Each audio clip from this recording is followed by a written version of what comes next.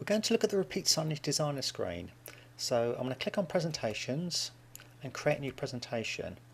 Now the first thing you'll notice is it defaults to creating a presentation for your particular screen. So on this particular computer screen I've got it set to 800 by 600 pixels, which is actually quite low, but we're recording videos for the internet, so we're keeping at that setting. Or you can do a screen on another computer. Now because we're designing a presentation for the same size as the screen, when the Repeat Signage Designer opens, it opens completely full screen, so you can't actually see the Windows Start bar, and that confuses people sometimes. What you can do though is if you hold down the Windows key on your keyboard, you can actually flip between that and other screens. So that's how to move between the different applications. Just use the Windows key on your keyboard and you can move around that way instead. Now let's start by looking at the, this is your menu on the top. I can move this around if I wanted to, and I can actually shrink it so that it doesn't obscure my presentation as much. So I'm just going to maximise that again. You've actually got this option, press F1 for help, so I'm just going to click on that, and there is a full help page on how to do things like move controls around the screen, resize, duplicate, delete controls. All the different controls we do, so there's a help page on there as well, so that could be quite useful. Let's start by just showing you how to actually insert a new control onto the designer area. So we're going to start with a picture control, so insert picture, and I'm just going to browse and quickly select one of the sample files that's included in Repeat Signage, and OK. So this is what we call a control. This is a picture control, and I can just hold down my mouse and move it anywhere I want, and I can resize just by dragging the handles. And if I right mouse click any particular control, then we've got various options. I can edit properties, which I'll just show you that. So every different type of control has got a different number of tabs on it, which gives you various options. You can also double click on a control to actually edit the properties as well, so that's another way of doing it.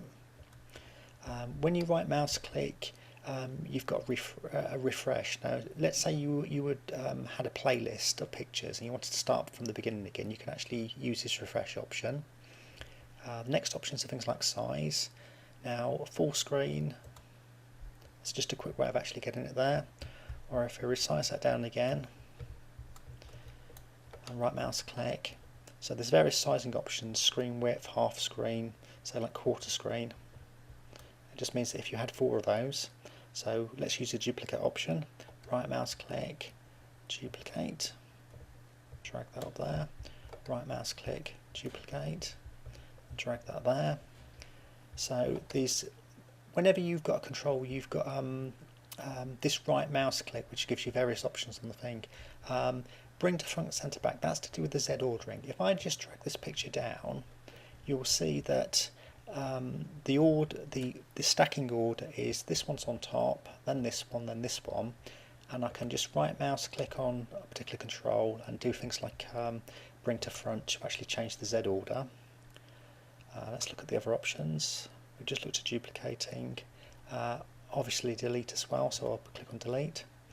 Now most of these options you can also do from the menu as well.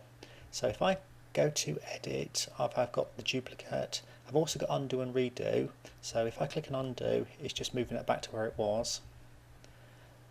Delete, bring to front, center, back, you've got the same size, so I can do full screen from here, or screen width.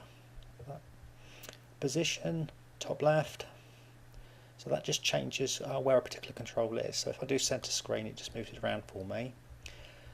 You've also got a view option, so if I click on view and preview, it displays the presentation as it would if you were actually in the player.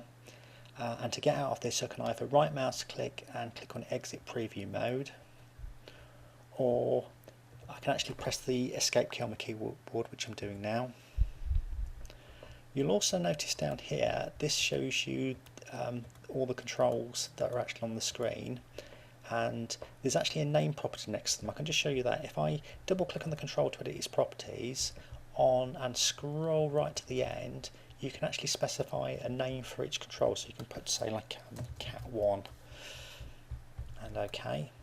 So when you do that, that actually changes the name in this grid. Also, when you click on a particular control, it displays information about it. So its current position on screen is 0, which is the edge here, and it's at position 149 down. If I move it up, that 149 changes. The current size in pixels. Keep aspect ratio, that's to do with the shape of the picture. Now at the moment, if you look at this this cat picture, it's been stretched. So what we can do is to go back to here and say keep aspect ratio and change that to media. And what that means is when we actually resize, I'm just going to drag this resizing handle down here, it will always keep the same proportions as the original picture. So when I drag this, it always keeps it the same shape. So that's the aspect ratio. You've also got control shape on here. Now this is to do with the external shape of the actual control. So if I just change this to say, let's look at a diamond, then there's a shape. Now all I'm going to do is I'm going to bring that one to the front. And you'll see that that shape will sit on top of other controls quite nicely as well. Right, what are your other options? Obviously in the insert menu you've got all these different sorts of controls you can insert here. So we'll just look at another one. We'll just insert a piece of text. So insert text label. I'm just going to type in a piece of text. Hello from Repeat Signage. And OK. So I can move that around in exactly the same way. So all you're doing with the design is actually build up your presentation how you want it to look just by adding controls to the screen and then obviously moving them around and then changing them. Let's look at another feature that's on this particular menu. You've actually got a fade option here. Now I might want to say change the fade value to say 25%. I'm just going to move off there, and you can see that this control has now gone semi-transparent. Now you can do that with any repeat signage control.